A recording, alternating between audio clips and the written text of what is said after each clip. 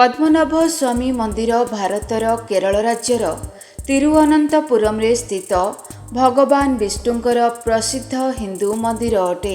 मंदिरर गर्भगृह भगवान विष्णुंकर एक विशाल मूर्ति रही। एही मंदिर रे भगवान विष्णु शेषनाग उपरे शयन अवस्था विराजमान करिछंती। मान्यता अनुसार एही मंदिर को 6ठ शताब्दी रे त्रावणकोरर राजा निर्माण करथिले। मंदिर संपर्कित समस्त तथ्य नवम शताब्दी रे लिखित किछि ग्रंथ रे वर्णना करा जायछि। एही मंदिर रे 6 गोटी गर्भगृह रहिछि। कुहा जाय त्रावणकोरर राजा माने निजर मूल्यवान धन संपत्ति तथा खजना को एही मंदिरर कांथरे एवं गर्भगृह रे लुचाईकी रखिथिले।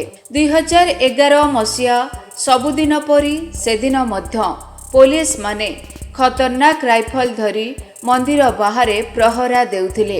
सर्वोच्च न्यायालयर आदेश अनुसार न्यायालयर किछि अधिकारी एवं मंदिरर ट्रस्टी प्रथमे मंदिर तले निर्मित होइथिबा गर्भगृहर द्वार जहाँकि वर्ष वर्ष धरी बंद रहिथिला ताको खोलिले। प्रत्येक कोठरी रे सुना चांदी हीरा रे निर्मित अलंकार आभूषण एवं मूर्ति मान मिलिबाकु लागिला। एहीपरि अनेक मूल्यवान संपत्ति मध्य सेमाने पाइथिले।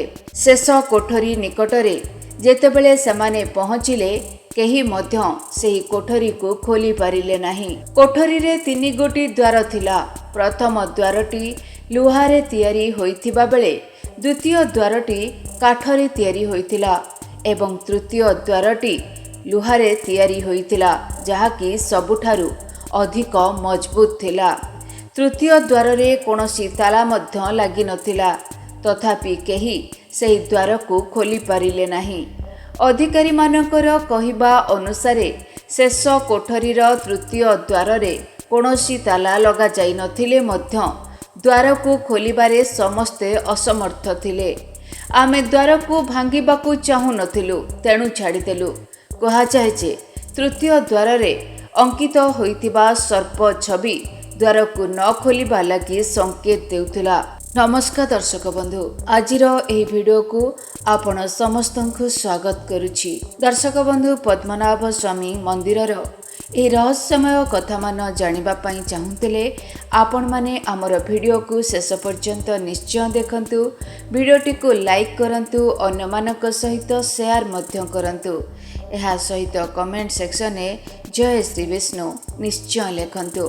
दर्शक बंधु, 2011 मसिया जुलाई मास 17 तारिख रे प्रथम महलार 3 गोटी गर्भगृह को खोला जाइथिला।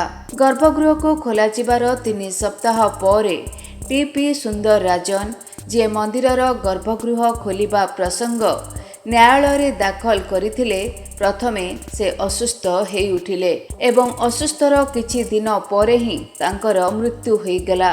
एहा परे मंदिर ट्रस्ट पक्षरु शेष कोठरी को खोलिबा उपरे रोक लगागला। कुहा जाए गर्भगृहर शेष कोठरी को राजा मंत्र द्वारा बंद करि दैछंती। सही मंत्र अष्टनाग मंत्र थिला जहा केही भी जानि नाहंती। एहा सहित गर्भगृहर शेष कोठरी रे कोन रहिछि ताहा एक राज होइकी रहिछि। से कोठरी रे जहा भी अछि ताहा केवल मंत्र द्वारा ही खोली हेबो। जे भी से कोठरी को जीवाकू चेष्टा करे तार सह जेमिति किछि खराब जरूर होइथाए। एपरिकि सेही व्यक्तिर मृत्यु भी होई पारे जहा अल्प किछि व्यक्ति सहित पूर्वरु घटी भी सारिथिला। तेबे अनेक व्यक्तिंकर मृत्यु हेबा फलरे सुप्रीम कोर्ट मंदिरर गर्भगृह खोलिबा निष्पत्ति को स्थगित करि दैथिले।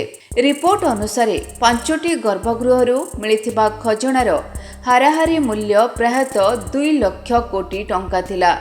28 किलोर एक एपरी बैग मिलिथिला जोंथिरे 7टी अलगा अलगा देशर राष्ट्रीय मुद्रा मौजूद थिला।